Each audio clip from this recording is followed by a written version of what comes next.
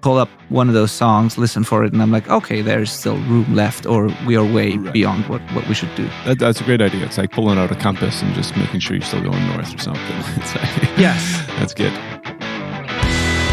This is the Self-Recording Band Podcast, the show where we help you make exciting records on your own, wherever you are, DIY style. Let's go. Hello and welcome to the Self-Recording Band Podcast. I am your host, Benedict Hein, and I'm here with my friend and co-host, Malcolm Owen-Flood. How are you, Malcolm? Hello. I'm great, man. I totally remembered that we were recording this morning, so good to go. Here we go. In case you're listening to this right after it comes out, we are a day late. But sorry for that. But we're not going to miss a week, so there is the episode for you today, and we are prepared. At least I like to think we are. And I don't know. It's a different day of the week. I'm not really in podcast mode, so I haven't even thought about what we could talk before we start the episode. Anything happened to you, Michael, this week? We've met twice this week, which usually doesn't happen. Anything happened? Anything interesting? Yeah. Weird week so far, but that's fine. I mean, for exciting nonsense, I'm going to be a background actor in a Netflix show tomorrow. So that's kind of weird. I'm not even surprised at this point. Another really. odd turn in Malcolm's life. Yeah. I don't know how stuff like this happens, but it does. So off I go to do that, see what that's all about. I was doing some boom work on another movie just on the weekend, and was just watching all the background actors being like, how are they, what are they doing? What is their job? Because I don't know what I'm getting into. I got an email being like, okay, send us your wardrobe. And I was like, my wardrobe? I have to provide clothes? I guess so. I can't show up naked. Uh-oh. Yeah. So figuring that out.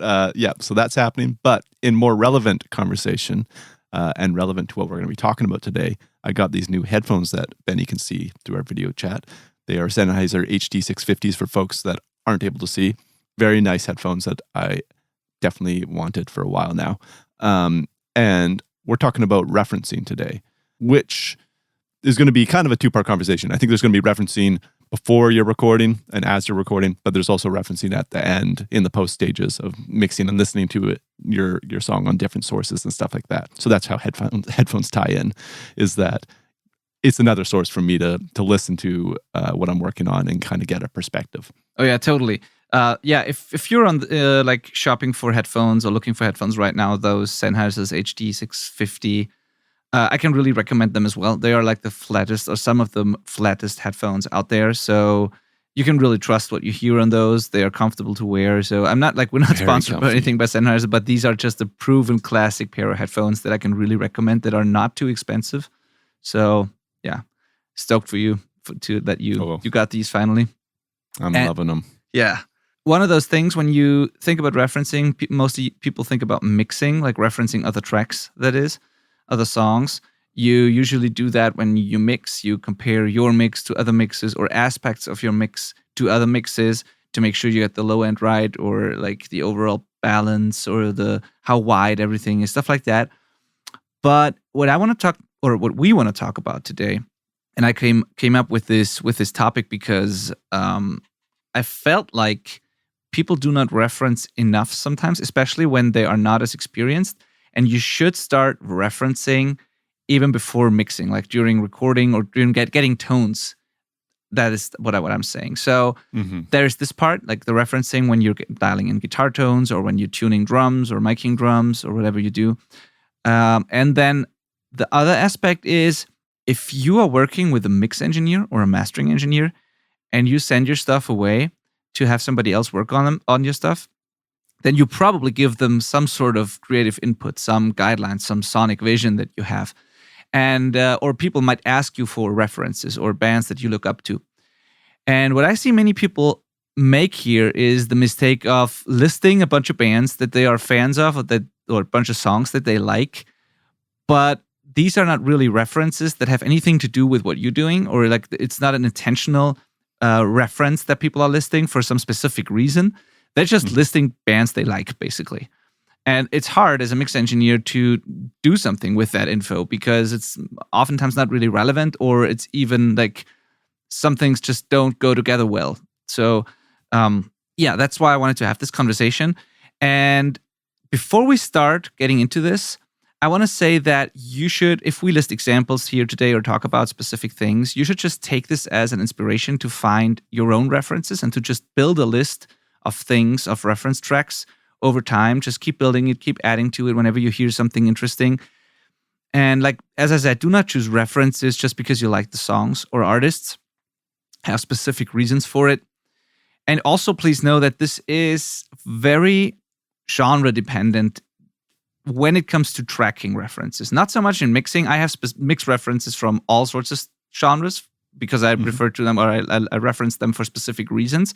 But during tracking, I think it's very genre dependent. So what I use for references might not be suitable for you or your band. Just keep that in mind before we jump in. But like, yeah, for mixing, it's a different thing. I don't know if you do the same, Malcolm. If you sometimes reference stuff from completely other ends of the music universe, like completely other genres for specific reasons. Yeah. Yeah. I've got like a pop country tune that I check almost every mix against.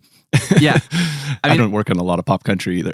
Yeah, exactly. So for me, I almost exclusively work in rock and heavy music, like punk rock, hardcore, metal, guitar music, basically. But there is one song by Kendrick Lamar, Loyalty. It's like Kendrick Lamar and Rihanna, I think. Yeah. And that song has such an insane, over-the-top low end. I've never heard anything like it before. Basically, there's an 808 that comes in that is so huge and massive. And if I ever do anything that has a bigger low end than that, I'm way off usually, So I mean, that not that this happens often, but it's just a reference for me because some bands want to have bass drops or certain samples, or they're tuned low and want a really heavy sub area. And that kind of is my extreme point that I reference. I never want to have any more than that in my mixes, or like it's even almost impossible to have that much low end in my mixes without destroying anything. It's just an extreme reference that I listen to when I feel that something is just too heavy or low end heavy. Yeah, I love it because mixing is so tricky because it is this like ever shifting perspective of where the goalposts are. Like it's always moving, and based on how you're feeling that day, you might prefer things darker or lighter kind of thing. So you kind of need to reset your boundaries a little bit by checking things that sound good. And so you can get really lost mixing and be like, this is the coolest thing ever. But then you pull up something that that you've listened to every day for the last year, and it sounds awesome every time you listen to it. And yours is way off from that. It's like, that's a red flag. There's probably a reason it seems crappy after you've listened to the good mix. Yes. That's kind of how it works. If you're way off, you're like, this is awesome, I'm killing it. Listen to good mix, go back. My mix sounds like crap. Yeah. Yeah, it happens so often. And that's the thing. I don't know if you're the same, but for me, sometimes I'm scared of referencing and don't do it for that reason, which is really weird. I sometimes there's this voice in the back of my head that tells me you should probably reference now because you've been working for hours and it's probably a good idea to listen to something now. But then there's this other voice that tells me don't reference because if you do, you might feel the need to change something, and I don't really want to do that now. So I don't reference when I actually should. Just because I know that when I do it, something will come up that is probably wrong, which is a totally weird thing. But that happens so often that I'm just scared. And sometimes when I listen to the stuff the next day, I'm like, man, had I just listened to the reference, this wouldn't have happened, But yeah, I mean, there is a bit of a double-sided sword here in that if you listen to a shiny reference track right before you mix a dirty, grungy song, it's going to probably influence how you go into the mix, and you're going to end up trying to make this polished thing because of that perspective you just gave yourself. So I think there's a little bit of you do have to time it, I think. So I try to leave it pretty close to the end, if not the end, before I pull up references. And then sometimes I'm way off and I'm like, oh god, this is like a mess. I should have listened earlier, like you said. But sometimes it's like, okay, I see the differences and I can kind of split the difference kind of thing. But I'm glad that I didn't go and make this like uber polished recording because that's what I listened to right before it. Like you could kind of skew your perspective too much if you get into a reference too early, I think. Yeah, absolutely. So the last thing that I want to say here about the mixing, the referencing mixing thing topic, I think I told you that I screwed up a mix because I referenced like the CLA mix that was not appropriate for what I did. Right. Yeah, I'm not sure if I told you the story, but that was exactly what happened. What you just said, like the band told me they want a radio rock, super polished, mainstream, big rock sound, and they liked CLA mixes.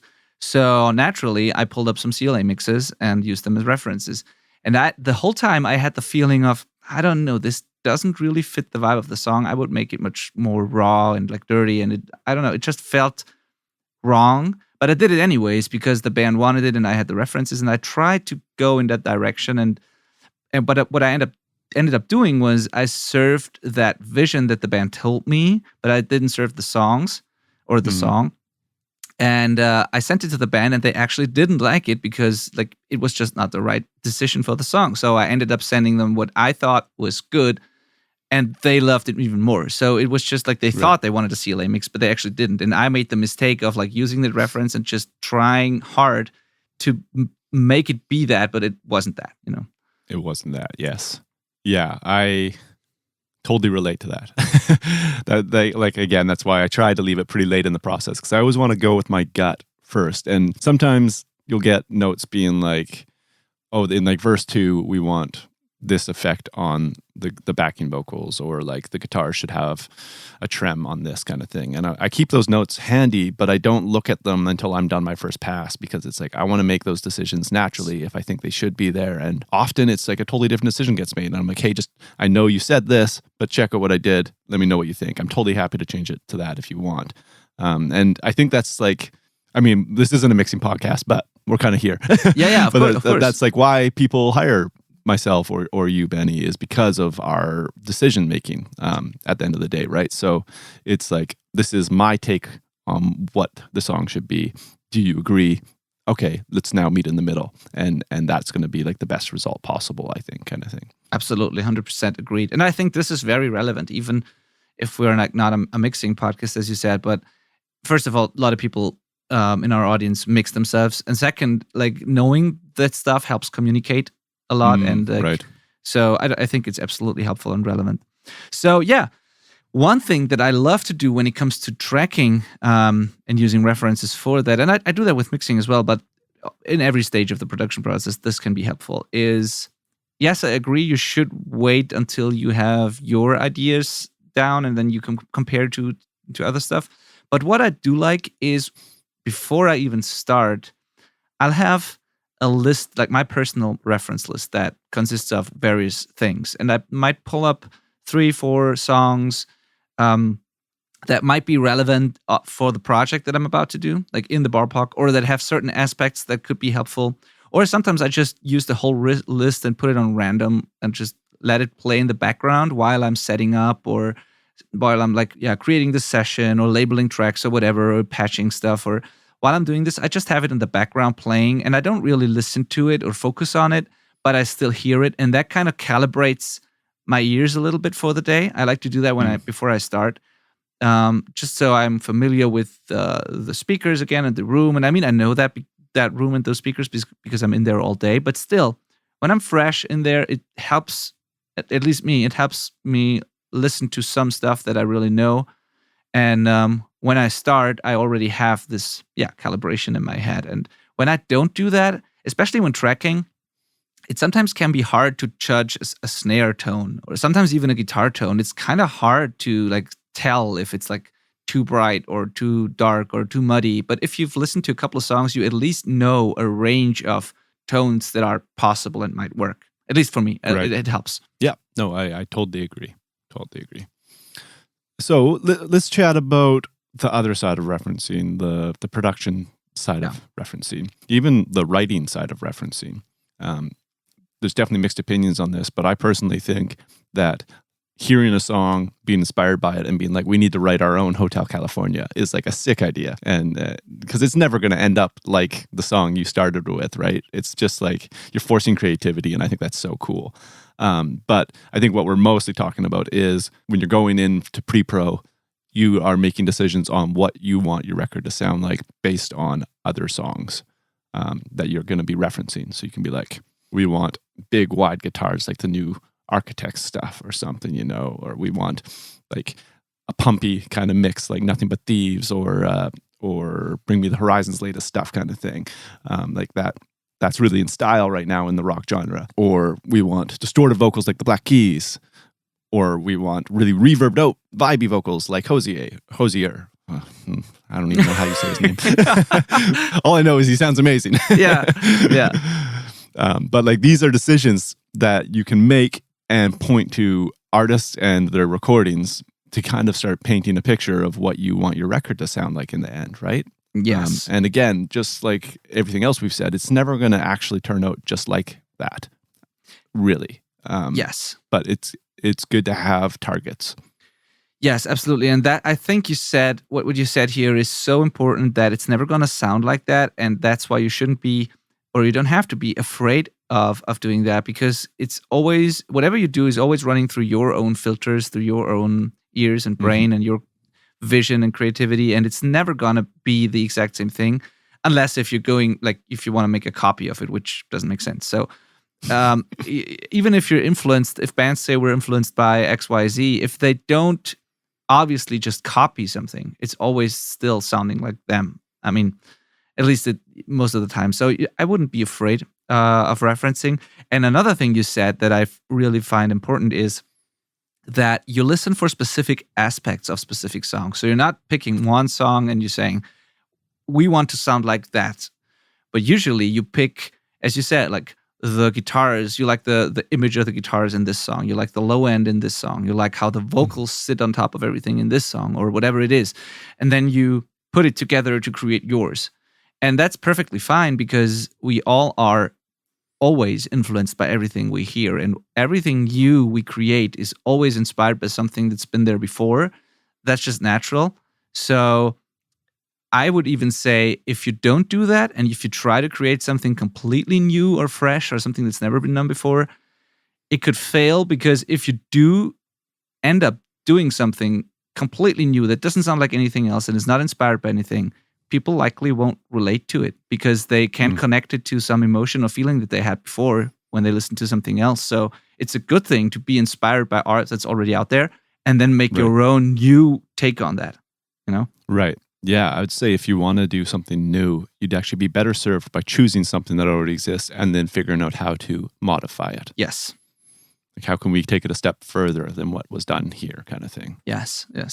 And I also like that you mentioned the arrangement or writing process as well, because I initially, when I came up with the idea for this episode, I thought about the tones, the tracking more than anything. But you're right, the arrangement and stuff is like absolutely a part of it, and the writing process, because you can learn so much by just paying attention to how instruments and layers go together, how the low end is arranged. Is it a very subby big kick drum and like a rather thin bass guitar, or the opposite, stuff like that. We've already talked about on the show. You can hear that in these arrangements. You can hear if guitars are doubled or not. You can hear the vocal layers. You can hear build-ups or transitions, all that. So yeah, very cool that you brought that up.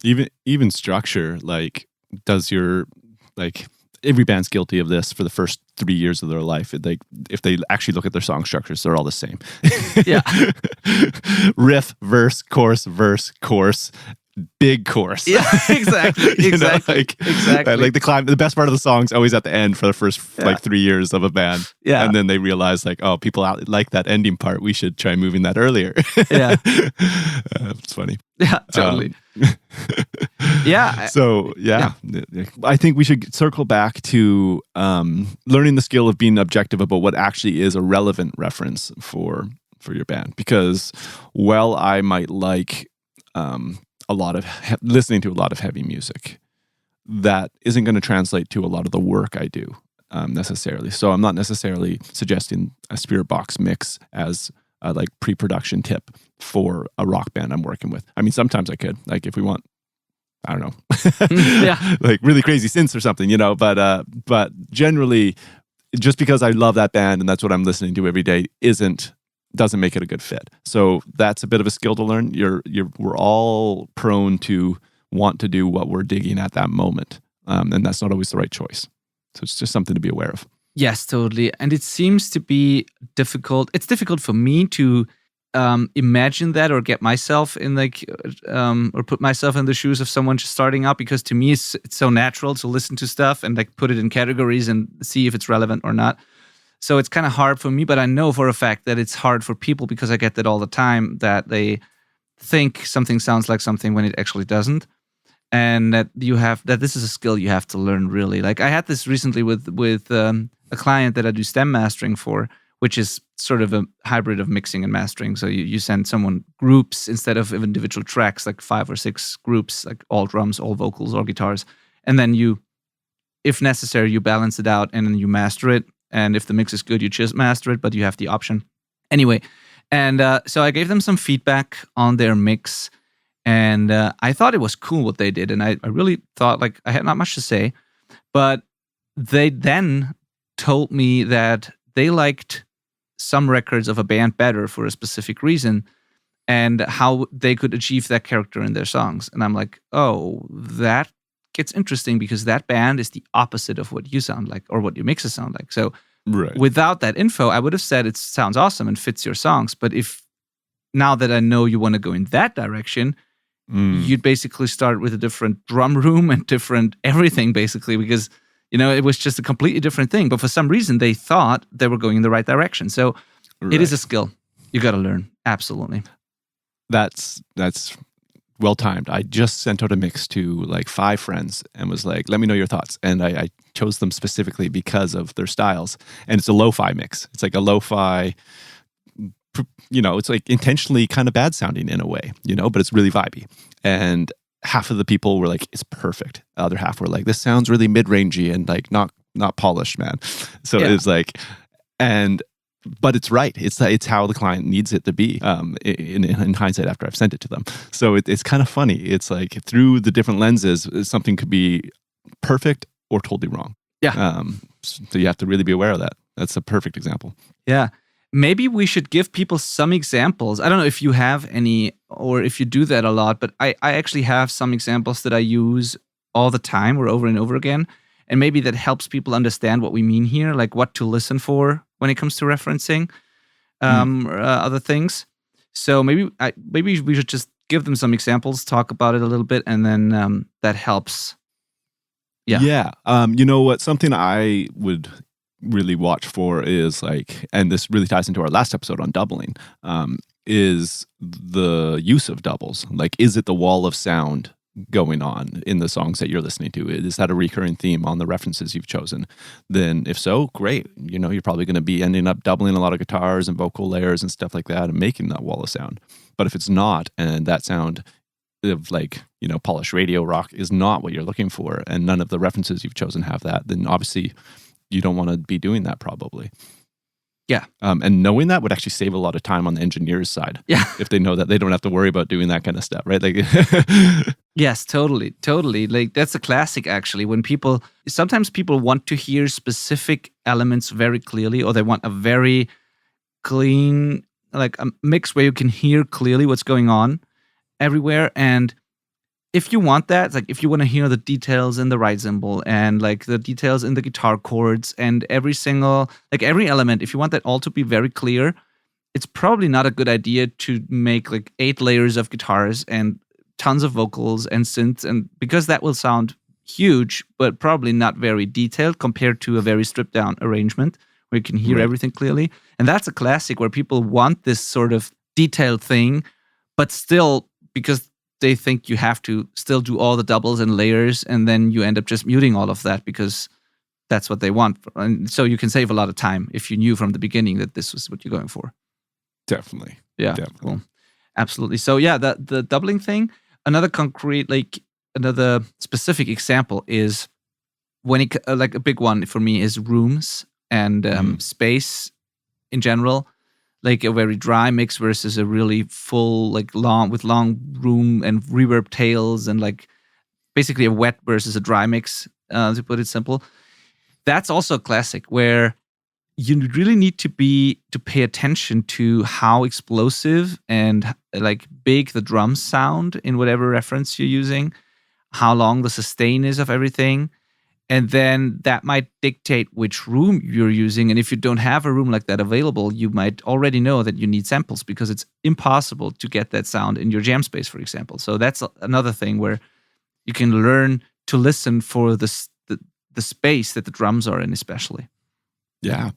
Another extreme example on that same thing is maybe the drums of what you're referencing are totally programmed. And it's like, okay, well, we can get exactly that sound if we buy the same sample library and same virtual instrument. Like, I mean, not exactly, but it's going to be very close in that case. That's as close as you can get. So that's a decision you could make, you know? Yeah, totally. The drums is a big one. And even like vocal reverbs, you know, like with a lot of people are posting what they're doing online these days. So if you have like this vocal sound you really dig, you might be able to find out what they used for it. And like, again, it's going to be different with your voice, but it's going to have some of the characteristics, right? Yeah, that's also a big one. All the information is out there. So there's actually no reason to be surprised when someone tells you, oh, you know, they probably used that and not what you did, because you can look that stuff up a lot of the time, like oftentimes, not every time, but a lot of it can really be researched. And it's really, it's a skill set, like listening for the right things, researching, planning the whole production properly, putting together the right references, the right influences, talking about it in the band, because as you said, two of you might have a completely different opinion than the other three, and you need to figure out a way to get it done and so that everyone's happy with it. So that's really a skill, and you shouldn't you should take this whole process seriously. Yeah. By the way, that difference of opinions between band members is sometimes what leads to the coolest records. Oh, yeah. You know, like if there's like a heavy drummer that's like, I want my drums to be slamming, destroying, destruction of worlds, just huge, you know, and then the guitarist is like, yeah, we're that kind of band, but my guitars are going to be really clean. And like, that is now a genre. Yes. That's so popular, right? Like, and it's so cool. It sounds awesome. Like these spanky clean guitars on heavy rock. It's totally cool. And that's how that stuff happens, I think, in my experience, is different influences being allowed to the table in the right spots. Yes, I totally agree. It can be difficult sometimes to marry it all together, but if it works, it's awesome. And that's how like progress is made and new things happen. And yeah, I totally agree. Definitely. Yeah, sometimes it's tough with like, in my world, there's not so much. I say in the punk rock, hardcore, heavy rock world, like there's only so much you can do with those arrangements, right? But still, sometimes it's very tough when, for example, someone wants like a lot of like a roomy, natural sound with not like a super hyped top end, and everything's got a space and depth to it. And another person in the band might like things super dry and like upfront and present. And like that's a difficult thing to do. And it also depends on the speed of the song and all these things. And I had it oftentimes when someone likes the typical polished pop punk productions, and another one in the band likes the more open, roomy, less gain, less presence sounds. And then you've got to figure out a way how to do it and meet in the middle, or go for something completely different or whatever.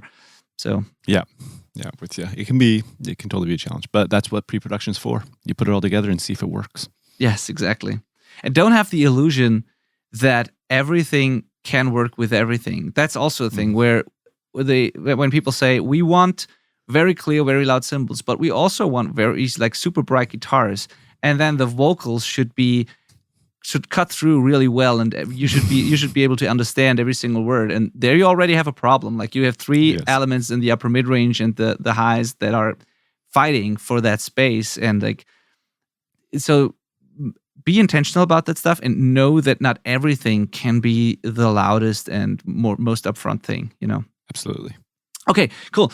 Let's get to some specific examples. So you already mentioned Spirit Box. Spirit Box is actually something I use a lot when tracking already, and also but in mixing, but when tracking also. And I don't use it as an overall like reference. Sometimes I do, but the main reason why I choose Holy Roller, for example, is the low end, because something about the low end of the song, it makes it sound super huge, like super big, but it's actually not that super loud. If you look at that song in an analyzer, it's like super flat, but it sounds as if it sounds like this huge, massive low end. And it's just mixed and produced so well that I always, if I want to have a really, really well arranged low end that's going to end up sounding big, without like being overpowering or like just too much, I reference that song. And that's mostly for low end reasons, but that's a very specific reason. And I might reference that song even if I'm not working on something super heavy, just because I love how the low end, how the bass and the kick drums and the samples and all that goes together. I just love that. Right. Yeah. I've got that one on my list too. Just an amazing production. Yeah. Like I said, there's a country tune I use by Maren Morris. I'm just pulling up the name. It's called Girl. I don't need to pull it up. Okay, yeah. But it's just like so good sounding. Just so good sounding. Also quite loud. So I use it as like a loudness reference pretty often. And like getting something that loud but that good sounding is really a feat. And it's a great example. It's also pretty down tempo. So whenever I've got something that is a little more slow, that helps me with just making sure like my decays are really timing out well, stuff like that. I guess that's more of a mixing reference than anything. Yeah, but it's still helpful for people to understand how your thinking is there, how it works, and why you're listening to specific things. So cool, loudness referencing, definitely interesting, and also for people, I think for even if you don't mix yourself or master yourself, it can be interesting because that's another conversation you're going to have with your mixing or mastering engineer. How loud should things be, and how can you make an educated decision here if you've never like compared things and if you never knew what actually happens when things are super loud or super quiet. Right. So absolutely helpful information. Okay, so well, I think it's funny because with tracking, I don't really have recurring ones. Okay. I mean, they definitely do become recurring, but not intentionally. So it's not like I'm always looking at them for tracking. Normally, it's a conversation with the band, and they often have ideas as well for what they're thinking, and I can look at that as well. But I've more or less got an idea in my head that will prove with pulling up references and actually checking them kind of thing. But I don't really, it's more in mixing and mastering that I've got recurring ones that I might constantly throw in. And one of those actually is always their most recent mix from whatever they did last. I'm always making sure I'm beating that. Yes, absolutely. I always make sure I'm beating that. And sometimes I also reference my own productions just because I want to make progress and I want to beat whatever I did last.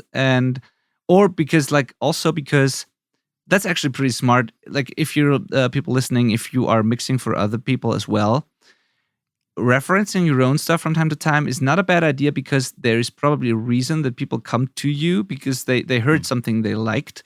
So staying in touch with your own work, so to speak, and like knowing why people liked what you did helps. Like I had it often when people come to me and say, and they come to me because they heard a specific record. And so, why not use my own stuff as references just to make sure I'm giving them something similar to what they already liked from me. Definitely. And it's also, these are projects that we know like the back of our hand from having worked on them. So when we are looking for inspiration in a vibe, it's like, oh, this reminds me of that thing I did a year ago. Pull it up. How did I do that exactly? You can look at it. It's like the most inside access you can get into a technique. Yeah, totally. Cool. Yeah, so I get to a couple where I feel that's something I like a lot is referencing extremes, just as like with the Kendrick Lamar example that I gave you. I like to have some references that just show me where kind of the extremes are, and if I ever go past that, I need to be I need to really know what I'm doing. Like it's really extreme then. So in my rock and punk rock and pop punk world, when it comes to overall brightness, for example, when I dial in guitar tones or when I EQ drums on the way in or choose cymbals or anything that's bright, and like when I'm putting together how bright the arrangement of the song should be like in the end.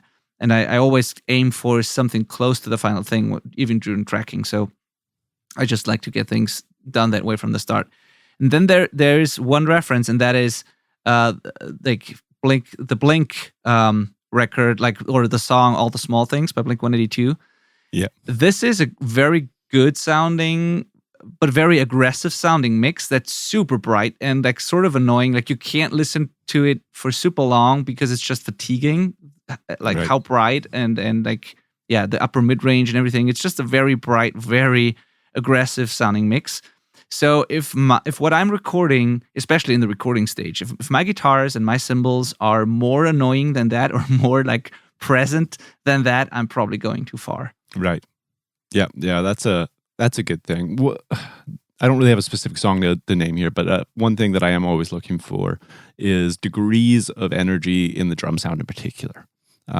So actually the intro to this podcast is one of my band's songs, and I love the vibe of the drums in that. It's like room energy at the wazoo, party music kind of thing. It's not really party music, but it's like pumped up, crush some beers music, I would say, if that song anyways. Yeah.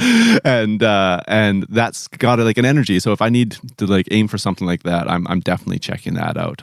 But if it's something different, like I'm trying to find a reference for the energy level of the drum sound pretty well always.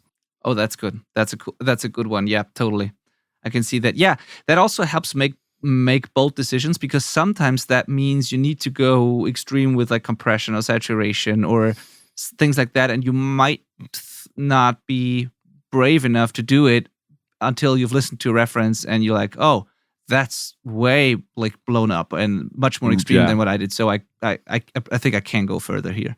Totally, because it makes you think, okay, how do we even do that? Like, if it's not like anything you've ever done before, you have to figure it out. And it totally is a production decision, because I use that decision to warrant which studio we're going to. Yes, like where we're going to cut the song is made almost entirely off that decision. Yeah, I got an example that does exactly that for me, and that is the song "Hurricane" by Thrice. It's like, do you know the band Thrice? I do, yeah. I saw them once. Oh, that's awesome. That's awesome. Yeah, they're great, and they're so every record is different, and like they've went through a lot of like evolutions, and I love this band. But this song in particular is like, I think 3 or 4 years old, or that whole record. But in that song, I like it the most. These are super dry drums, but despite the fact that they are very dry and there is no big audible room, they sound super big. And also very saturated and dirty, and they have an energy to them that's really hard to do. They sound super organic and natural, but like you hear that it's an actual drum kit. You hear distortion. You hear energy. Yeah, as I said, super big, unique in a way, but the how big they sound doesn't come from a massive room. So whenever somebody wants like a dry drum sound, but still they want it to sound big and not super tight and like buried, then I reference this and just make sure that I'm getting close to that sort of energy. Cool. I'm going to send you a sample that will make you very happy after this is done. It may or may not have Thrice's name in it. Well, yeah. That already sounds good. Sounds promising. Awesome. Thank you so much. Now I want to check it out. Back to the episode. Do you have anything else in that category, or that like extreme references? I kind of do a similar thing with the low end. Especially with 808 style music in mastering, it's like what people think they can do is often very different than what you can actually do. And they're like, well, listen to this song. And it's like, we pull it up and I'm like, this is a lot thinner because it has to be. Yeah. You see now, and they're like, wow, okay, I was going too far. Because, and that just, we've talked about this before, low end is the hardest thing to hear in a bad room or with bad gear and stuff like that. So it's really easy to overdo. So I'm always safeguarding that. That's probably the biggest extreme check I do. Lately, I've been looking at pop vocals a lot, because pop vocals are always bright and very present and close sounding, but they're not too harsh. True. They're somehow like the smoothest vocals, while also being the most in your face in a way. Yeah. Maybe not in your face, but like you can always tell the lyrics. You can always make out what's going on. So it's like this perfect polish that I'm always striving to improve on. Yeah, the airy quality to pop vocals, where you feel like somebody's whispering right in your ear, but without it being like overbearing or harsh. Like, that's like well done pop vocals have that that super shiny top end, but you never Yeah. you never feel like it's too brittle or what anything. Yeah. A lot of the modern country guys are really pulling this off well as well. Like it's just the vocals are obviously the most important thing, and they're nailing it. And I think that's something to be strived for. Oh yeah, totally. Cool. Yeah, then I got two more here that are specific for guitars, dialing in guitar tones. Again, two extremes. So one is, and I use that for mixing as well, but it works for guitar tones. One is almost every CLA mix, and especially like Nickelback mixes, like Feed the Machine by Nickelback, for example. Yeah. If someone wants a polished radio or like even metal sound, a modern heavy guitar sound, with scooped mids, if I ever take out more mid-range than this song, I'm going too far because it's so scooped. There's so little like meat and note definition in the mid-range here. Like it sounds heavy and full because below is some stuff left, but the mid-range from like 400 up to 1.5 kilohertz or so is so scooped that like if I ever take out more than that, it's definitely going to be too thin or not work for my mixing style. It might work for CLA, but not for me. That's interesting. I'm gonna have to check that out because I think that mix sounds really, really good. Yeah, it sounds massive and fantastic, but if you look at it on an analyzer, it's such a bathtub. You know, it's like the smiley face. Yeah, that's awesome. Yeah, I've never heard bathtub. Yeah. We in Germany we say bathtub. I don't know if anyone if you say it in English like smiley face. Yeah, smiley face is the most common for sure. But bathtub's just fantastic. Yeah. Yeah, and that's so I really want to go further than that. And then there's another extreme here for me when it comes to guitar aggressiveness or harshness. When I do extreme or heavier stuff, or like if someone wants things to sound ugly or like mean or obnoxious, like some of the raw, more organic and nasty metal stuff that I love to do, or heavier rock stuff, people want, and you have to do it, want a lot of the 2K, 3K region of the guitars, like the stuff you usually notch out and like make sure it's not too overbearing. So you want some of that in there if you want to make it a little, ugly and aggressive sounding. And so it's a fine balance here. You can't put too much in there, or you can't dial in your amp in a way that's too aggressive because it will bury all the vocals and it will start fighting with the cymbals and all that. But you want some of that in there. And something I listen to when I dial in guitar tones, and I have to do that because I would never go that far if I wouldn't listen to a reference like that, are basically Kurt Ballou mixes, and especially the Converge record, The Dusk in Us. It's like their latest record, I think. It sounds awesome, and I love everything Kurt Ballou does. But if I ever have more 2K or 3K than those songs, I really need to know what I'm doing because it's like it's the extreme. Like. Right. If any more than that would be hard to listen to, I think, even in the aggressive world. Cool. That's a good thing to have for sure. Because I'm always going back. What I do for that is kind of the opposite. I'm always going back to like the reference mix from before I mixed, like just like the last tracking mix kind of thing, and being like, okay, these are the guitars without any cuts there.